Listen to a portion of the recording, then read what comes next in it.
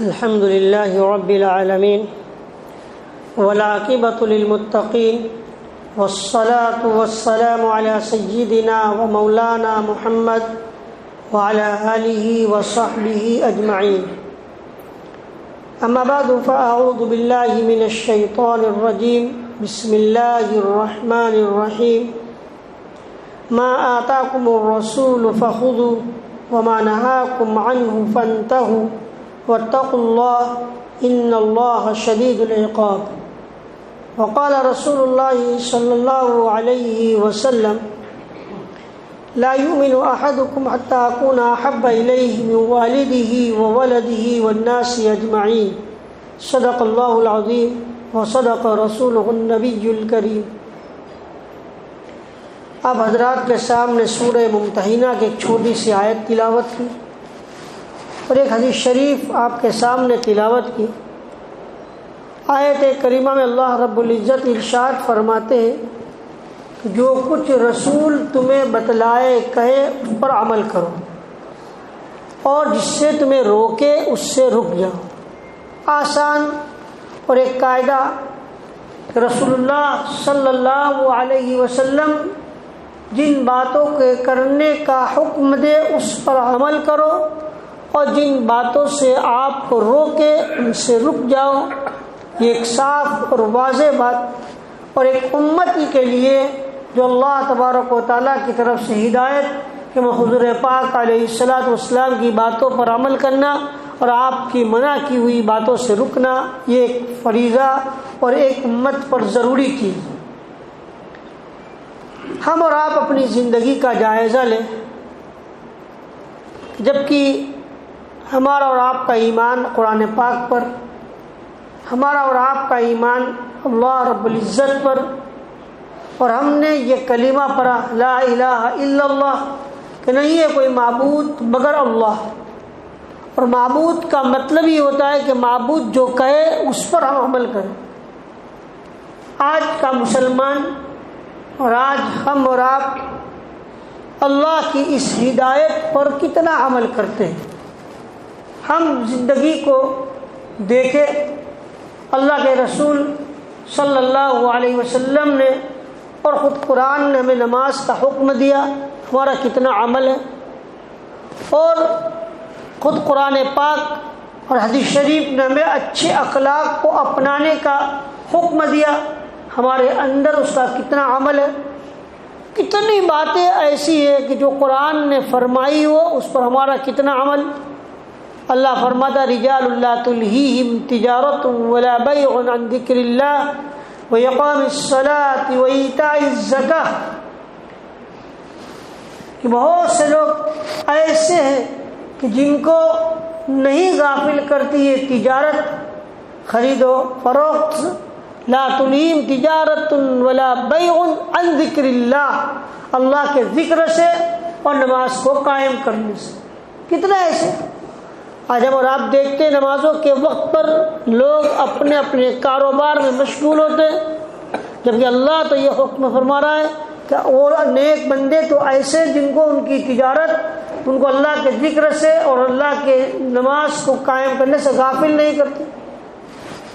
اصل میں بات یہ ہے قرآن پر ہمارا عمل نہ ہونا باوجود مومن ہونے کے اور نبی اکرم خاتم الانبیاء صلی اللہ علیہ وسلم کے فرامین پر عمل نہ ہونا، اس کی اصل وجہ یہ جو میں نے ابھی آپ کے سامنے حدیث شریف پڑھی کہ اللہ کے رسول صلی اللہ علیہ وسلم فرماتے کہ تم میں سے کوئی ایک اس وقت تک کامل مومن نہیں ہو سکتا جب تک کہ میں، اللہ کے رسول صلی اللہ علیہ وسلم فرما رہے، جب تک کہ میں ان کی اولاد سے، ان کے ماں باپ سے اور دنیا کی ساری چیزوں سے زیادہ اس محبوب نہ ہو جاؤں.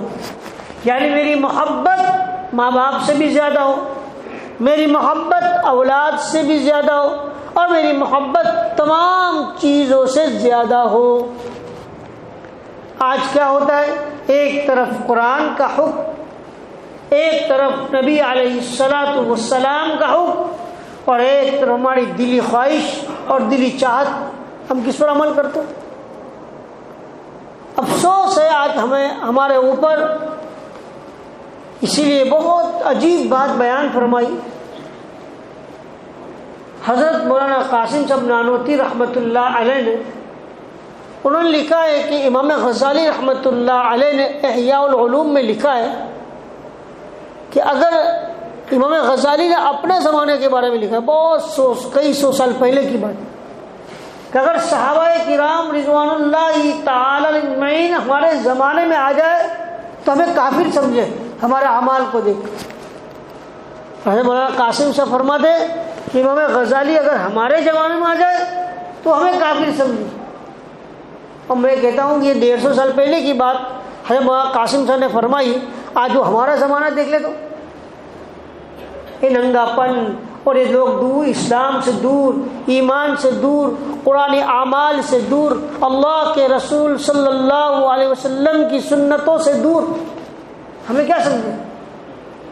صحابہ کرام رضوان اللہ تعالی علیہ اجمعین کے زمانے میں تو یہ تصور ہی نہیں تھا کہ حضور پاک علیہ الصلوۃ والسلام نے کسی بات کا حکم دیا اور عمل نہ ہو. تصور ہی نہیں تھا. وہاں تو عمل کا نہ ہونا کفر کی دلیل ہوتی تھی.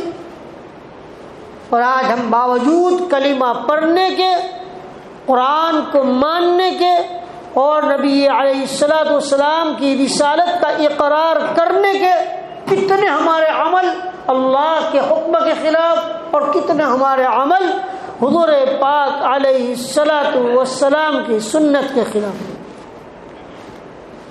حضور پاک علیہ الصلوۃ والسلام کی حقیقی معنی میں اصل محبت نہیں. دیکھیں نا، نبی کریم صلی اللہ علیہ وسلم نے فرمایا کہ ہمارے دلوں کے اندر سب سے زیادہ محبت حضور پاک علیہ الصلوۃ والسلام کی آ جائے.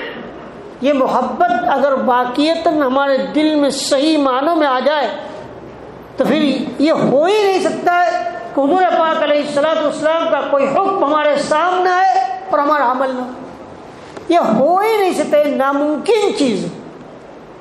ایک انسان کو جس سے محبت ہو جاتی ہے پھر وہ اپنے محبوب کی ہر بات پر عمل کرنے کے لیے تیار رہتا ہے. محبوب کی ہر بات پر وہ عمل کرنے کے لیے کوشش میں لگا رہتا ہے کہ کہیں میرا کوئی عمل حضور پاک علیہ الصلوۃ والسلام کے عمل کے خلاف نہ. افسوس ہم پر، کتنی حدیث ہم سنتے ہیں، کتنے احکامات ہم سنتے ہیں، لیکن ہم اور آپ سوتے ہمارا اور آپ کو کتنا عمل ہو رہا ہے. ابھی گزشتہ کل میں ایک سن رہا تھا، اس میں غالباً جو نام لیا مولانا احمد صاحب کا، اور ہو سکتا ہے مولانا احمد صاحب پرتاپ گڑھی رحمۃ اللہ علیہ ہو. بات تھوڑی کڑوی ہے، معافی چاہتا ہوں، لیکن پتے کی بات ہے. اور بات ایسی ہے کہ اگر نبی کی محبت کی بات ہے. حضرت مولانا احمد صاحب رحمۃ اللہ علیہ روضہ اقدس پر صلاۃ و سلام پیش کرنے کے لیے گئے. آپ وہاں سلام پیش کرنے کے لیے جب گئے تھے، ایک بڑے اللہ والے کو دیکھا، وہ بھی روضہ اقدس پر سلام پیش کرنے کے لیے کھڑے اور زار و قطار رو رہے ہیں. حضرت مولانا نے ان سے پوچھا کہ بھائی آپ کیوں رو رہے ہو، وجہ کیا؟ کہا بس ایسے ہی رو رہا ہوں، رونا ہے. کہا نہیں، آپ جو رو رہے ہو کوئی نہ کوئی بات ضرور ہے. آپ مجھے جاہل مت سمجھو اور آپ مجھے کوئی ایک عامی انسان مت سمجھو، مجھے پتہ چلتا ہے کیوں رو رہے ہو. میں احمد کو اپنا پورا تعارف کرایا.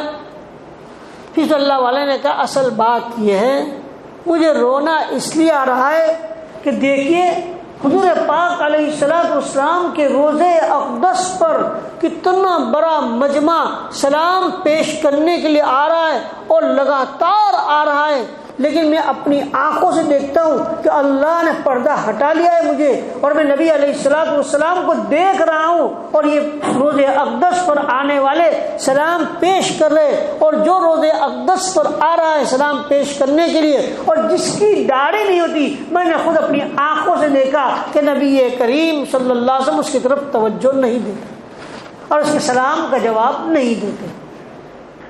سمجھیے کتنی خطرناک بات. مجھے جب یہ بات میں نے سنی, مجھے فوراً ایک صحیح روایت حضور پاک علیہ السلام کی یاد آ گئی. غالباً غسان کا بادشاہ, اس نے نبی کریم صلی اللہ علیہ وسلم کے پاس اپنے 2 ایمبیسیڈر بھیجے, 2 قاصد, اور وہ نصرانی تھے, کرسچن تھے, اور دونوں جب حضور پاک علیہ السلام کی خدمت میں آئے, دونوں کی مونچھیں بہت بڑی بڑی تھی, داڑھی کٹی ہوئی تھی. وہ آئے حضور پاک علیہ السلام سے بات چیت کرنے کے لیے, اور آپ کو معلوم ہونا چاہیے ایمبیسیڈر کا مقام بہت بڑا ہوتا ہے, ایلچی تھے, رسول کریم صلی اللہ علیہ وسلم کی خدمت اقدس میں بات چیت کے لیے آئے تھے. وہ جیسے سامنے آئے آپ نے اپنا چہرے انور کو پھیر لیا, پھر ادھر آئے آپ نے چہرے انور کو پھیر لیا, پھر آپ نے فرمایا ذرا یہ تو بتلاؤ کہ آپ نے اپنی جو شکل اختیار کی ہے یہ آپ کو کس نے کہا؟ تم دونوں ایمبیسیڈر نے کہا ہمارے آقا نے کہا ہے, جو بھی ان کے بادشاہ ہوگا ان کا آقا ہوگا. کہا میرا اللہ میرا مولا تو مجھے یہ کہتا ہے کہ داڑھی بڑھاؤ اور مونچھیں کٹاؤ. مجھے یہاں سے بات بتلانی ہے کہ جب آپ صلی اللہ علیہ وسلم خود یہ آنے والے شخص کی اپنی زندگی مبارک میں ان کو دیکھ کر اپنا چہرے انور پھیر لیا, تو اگر قبر اطہر کے اندر حضور پاک علیہ السلام آنے والے ایسے شخص کو دیکھ کر چہرے انور کو پھیر دے تو کیا مشکل چیز ہے. پھر ایک جملہ ارشاد فرمایا کہ دیکھیے چہرے 2 طرح کے ہیں, ایک تو مجھ سے محبت کرنے والوں کا چہرہ اور ایک مجھ سے دشمنی رکھنے والوں کا چہرہ. اب آپ ہی بتائیں. پھر وہ فرماتے ہیں کہ میں اس طرح روز اقدس پر سلام پیش کر کے کھڑا ہی تھا کہ ایک شخص دعا مانگ رہا تھا, اور دعا مانگتے مانگتے یہ کہا یا رسول اللہ صلی اللہ علیہ وسلم آپ دعا فرما دیجئے, اللہ مجھے مدینہ چھوڑنے سے میری حفاظت فرمائے. اب میری پوزیشن اسی آ گئی ہے کہ مجھے مدینہ چھوڑنا پڑے گا. کوئی قانونی چیز ایسی ہو گئی ہوگی جس کی بنیاد پر انہیں وہ مدینہ منورہ کے رہتے تھے, مدینہ منورہ چھوڑنا پڑے, ایسی ہو گئی. پھر انہوں نے مجھے کہا کہ آپ دعا فرما دیجئے اور دعا کر دیجئے کہ اللہ تعالیٰ میری مدینہ منورہ کی زندگی نہ چھوڑے. تو میں نے انہیں کہا آپ چاہتے ہو مدینہ منورہ کی زندگی نہ چھوٹے؟ کہا دیکھیے پہلے تو آپ اپنے چہرے کو رسول کریم صلی اللہ علیہ وسلم کی محبت سے بھرپور کر دیں, اور پھر نبی اکرم صلی اللہ علیہ وسلم سے جا کر دعا کی درخواست کریں, تب معلوم ہوگا. دیکھ یہ ہو گئی بات. فرماتے کہ یہ بات وہ کہہ رہے تھے, اتنے میں ایک شخص وہاں موجود تھا اور فوراً باہر گیا. تھوڑی دیر کے بعد پھر آیا. میں نے پوچھا وہ مولانا کہہ رہے کہ آپ کہاں گئے تھے؟ کہا میرا ایک بھائی کینیڈا میں رہتا ہے اور وہ اس کو میں سمجھاتا ہوں کہ تو اپنے چہرے پر داڑھی کو سجا لے, لیکن اس کی سمجھ میں نہیں آیا. آج میں نے آپ کی بات سنی, میں نے اس کو یہ بات بتائی کہ دیکھیے میں نے ایک اللہ والے سے سنا ہے کہ چہرہ 2 طرح کا ہے, ایک تو نبی اکرم صلی اللہ علیہ وسلم سے محبت کا چہرہ اور ایک آپ کے دشمنوں کا چہرہ. بتاؤ تم کون سا چہرہ اختیار کرتے؟ اور اس کے بعد پھر پتا چلا کہ اللہ تبارک و تعالیٰ نے اس نے اپنے چہرے کو بدل دیا. اللہ نے اس کو مدینہ منورہ کی زندگی بخش دی, اور وہ مدینہ منورہ کے رہنا اس کو رہنا وہ طے ہو چکا. معلوم یہ ہوتا ہے, اور یہ بات جملہ بتائی کہ جب تم نبی کی سنت پر عمل نہ کرو اور نبی کی محبت میں اپنے چہرے کو نہ سجاؤ تو پھر کیسے مدینہ منورہ تمہیں وہاں پر رکھے گا جب حضور پاک علیہ السلام کی توجہ نصیب نہیں ہوگی. میں یہ کہہ رہا تھا کہ دیکھیے حدیث شریف میں نبی کریم صلی اللہ علیہ وسلم نے ارشاد فرمایا کہ لا یؤمن احدکم حتی اکون احب الیہ من والدہ وولدہ والناس اجمعین. میں سوچ رہا تھا کہ نبی کریم صلی اللہ علیہ وسلم نے کمال ایمان کا دار و مدار اپنی محبت پر رکھا. محبت کا کرنا کہاں مشکل ہے؟ ذرا بتائیے کون سا مسلمان، ادنا سے ادنا مسلمان بھی اس کے دل کے اندر نبی کریم صلی اللہ علیہ وسلم کی محبت ہوگی؟ کوئی ایسا ایک مسلمان اٹھا کر لاؤ دکھاؤ کہ جس کے دل کے اندر رسول اللہ صلی اللہ علیہ وسلم کی محبت نہ ہو.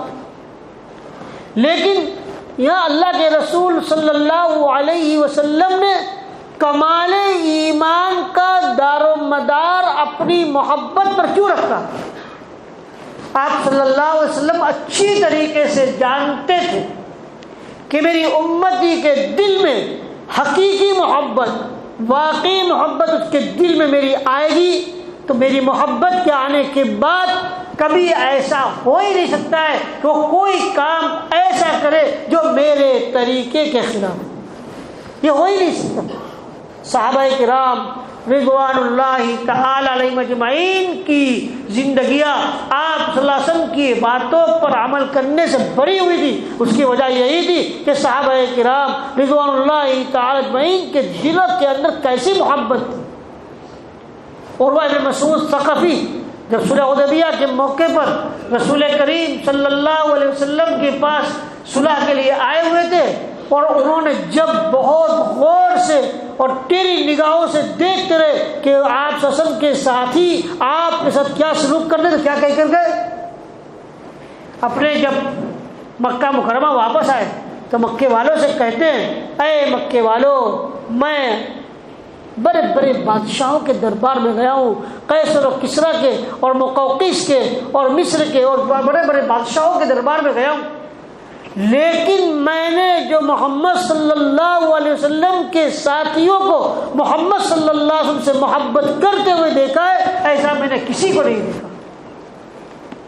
دیکھیے جو لوگ آپ صلی اللہ علیہ وسلم کی تھوک مبارک، لعاب مبارک نکلے وہ زمین پر نہ گرنے دیتے ہو، آپ صلی اللہ علیہ وسلم کے وضو فرماتے ہو تو وضو کا پانی زمین پر نہ گرنے دیتے ہو. ایسے صحابہ کرام یا ان کے دلوں میں کیسی نبی کریم صلی اللہ علیہ وسلم کی محبت تھی. اور یہ محبتی کی تو بات تھی کہ آپ کی ہر بات پر وہ لوگ عمل کرنے والے. کوئی ایک صحابی کو بتائیے، ایک صحابی لا کر کہ انہوں نے قصداً ارادتاً نبی کریم صلی اللہ علیہ وسلم کی کوئی سنت چھوڑ دی، ان کی زندگی سے کوئی سنت چھوٹے وہ سوچ نہیں سکتا انسان.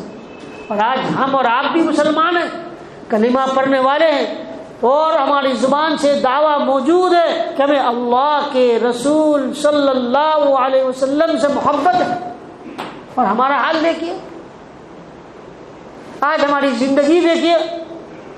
یعنی بہت بہترین بات حضرت مولانا سجاد صاحب نعمانی کے والد محترم حضرت مولانا منظور صاحب نعمانی رحمۃ اللہ علیہ نے فرمائی کہ دیکھیے غیر جو ہے، جو مسلمان نہیں ہے، وہ قرآن نہیں دیکھتے، وہ حدیث نہیں دیکھتے، وہ تو ہمیں دیکھتے.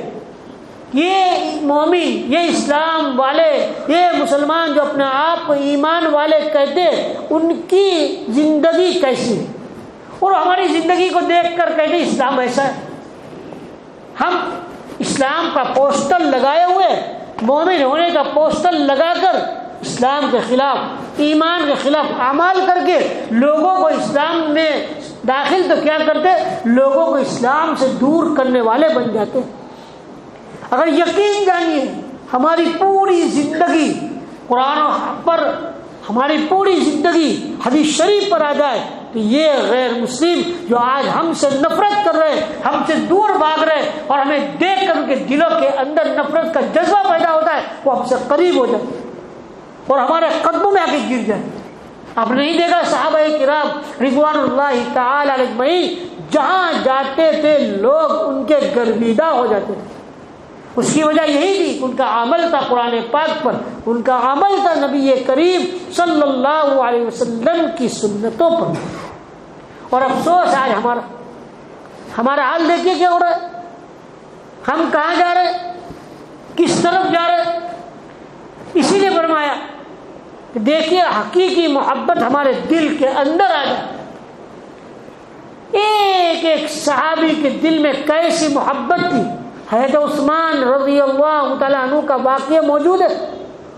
جب نبی کریم صلی اللہ علیہ وسلم نے صلح حدیبیہ کے موقع پر مکہ مکرمہ پہلے بھیجا اور کہا جاؤ مکے والوں کو جا کر خبر کرو ہم لڑنے کے لیے نہیں آئے, ہم تو عمرہ کرنے کے لیے آئے. جب وہ پہنچے مکہ تو ان کے خاندان والوں کو معلوم ہوا کہ عثمان آ رہے. حضرت عثمان کا مقام مرتبہ خاندان والوں کے اندر بہت عمدہ تھا, بہت بڑا تھا. سارے طرف باہر آ گئے استقبال کے لیے, اور ان کو لے کر جب چلے حضرت عثمان رضی اللہ تعالیٰ عنہ کی آدھی پنڈلی تک ازار تھی, لنگی تھی. تو ان لوگوں نے کہا بھائی تم اپنی لنگی کو نیچے کرو, یہ مکے والوں کے دلوں کے اندر تو جو لنگی اونچی رکھتے نفرت ہوتی ہے. کہا کہ اللہ میرے حبیب صلی اللہ علیہ وسلم کی لنگی یہاں تک ہے, یہاں تک ہی رہے گی, جس کو جو سمجھنا اسے. پھر مکہ مکرمہ گئے. ادھر صحابہ کرام نے کہا یا رسول اللہ صلی اللہ علیہ وسلم عثمان کے تو مزے ہیں, بیت اللہ کا طواف بھی کریں گے اور طواف کر کے آئیں گے. اللہ کے رسول صلی اللہ علیہ وسلم فرمایا عثمان میرے بغیر طواف نہیں کر سکتا. مکے میں جب یہ گئے تو مکے والوں نے تو عثمان سے کہا عثمان جب تم آئے ہو طواف کر کے جاؤ, تمہیں طواف کرنے کی اجازت ہے تو عثمان نے کہا میں نہیں کر سکتا, میرے حبیب وہاں موجود ہے, ان کے بغیر میں طواف نہیں کر سکتا. کیسی محبت ان صحابہ کرام رضوان اللہ تعالی اجمعین کے دلوں کے اندر, اور محبت رس پک گئی تھی.